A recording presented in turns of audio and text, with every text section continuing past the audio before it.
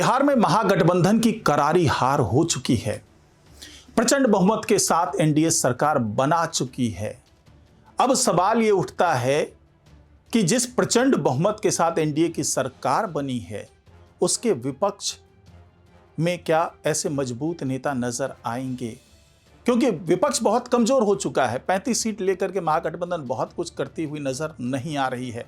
लेकिन इस बार चुनौती के तौर पर, इस बार विपक्ष की बड़ी भूमिका के तौर पर प्रशांत किशोर आगे आते हुए नजर आ रहे हैं।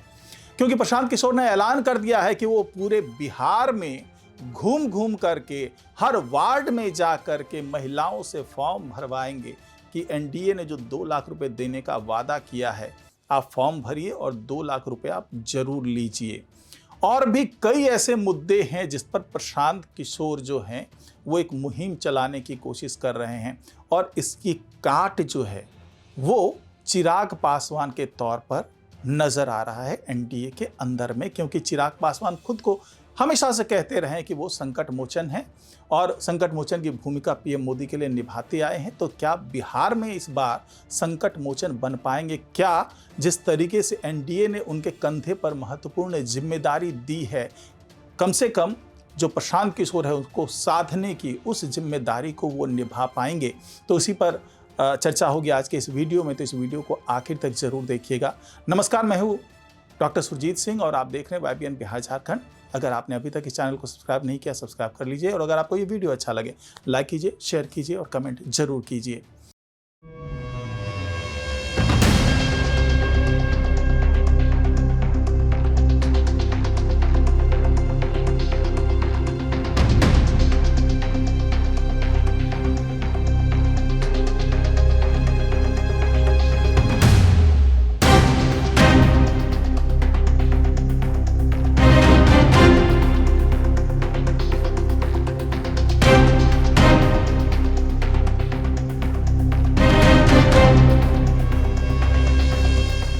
जिस तरीके से प्रशांत किशोर ने मोर्चा खोल दिया है और ये ऐलान कर दिया है कि वो 15 जनवरी से पूरे बिहार में एक बार फिर यात्रा करेंगे, हर वार्ड में जाकर के वहाँ की महिलाओं से मिलेंगे, महिलाओं को उनका वाजिब हक दिलाने की कोशिश करेंगे। यानी कि एक अभियान, एक आंदोलन प्रशांत किशोर जो है वो शुरू करने वाले हैं 15 जनवरी से, यानी कि खरमास के जस्ट बाद वो शुरू करना चाह रहे हैं। और इसके पीछे उन्होंने ये जो तमाम तर्क दिए हैं वो ये है कि भाई इस बार जो चुनाव हुआ है, जीविका दीदी को जैसे 10-10 हज़ार रुपये भेज करके उनका वोट खरीदा गया, वो तो एक फॉर्मूला भी बताते हैं कि भाई लगभग 5.5 रुपये रोज के हिसाब से पैसा दे करके वोट खरीदा गया है। 5.5 रुपये रोज का मतलब ये है कि 5 साल को उन्होंने 10,000 से वो डिवाइड करके ये आंकड़ा निकाल करके सामने रखा है कि 5.5 रुपये रोज का लुभावना, वो लोभ कह लीजिए, लालच कह लीजिए, वो दे करके एनडीए ने वोट खरीदा और ये प्रचंड जीत उसको मिली है।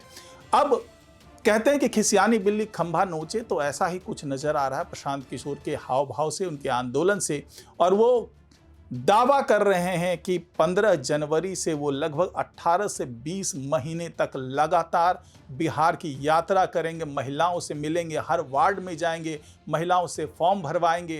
क्योंकि जो एनडीए की सरकार है वो वर्ल्ड बैंक से कर्ज लेकर के वही पैसा लोगों के खाते में पहुंचा रही है। और इस बार जिस तरीके का झूठ का पुलिंदा या कह लीजिए झूठे वादे किए हैं एनडीए ने, जो दावा है प्रशांत किशोर का, उस दावे की पोल खोल करके रहेंगे।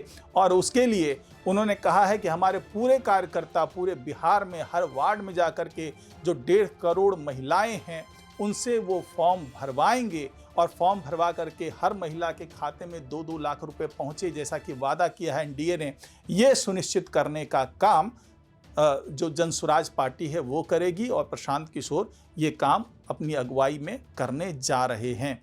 और उन्होंने साफ तौर से कह दिया है कि जो भी वायदे किए हैं सरकार ने उसको पूरा करवाने के लिए, सरकार पर दबाव बनाने के लिए वो हर उस आंदोलन करने को तैयार हैं और हर मुमकिन कोशिश करने को तैयार हैं और वो जनता के साथ अगले 5 साल तक जुड़े रहेंगे। वो ऐसा विपक्ष नहीं है जो छोड़ करके भाग जाए, केवल राजनीति करें, बल्कि वो जन सरोकार और जन सुराज की बात करते हैं, इसलिए वो जन सुराज पार्टी चला रहे हैं और आने वाले दिनों में इसके परिणाम को देखने को मिलेगा। अब ऐसी स्थिति में एनडीए के सामने धर्म संकट ये खड़ा हो गया कि इसकी काट कैसे खोजी जाए, कैसे प्रशांत किशोर को काबू में किया जाए।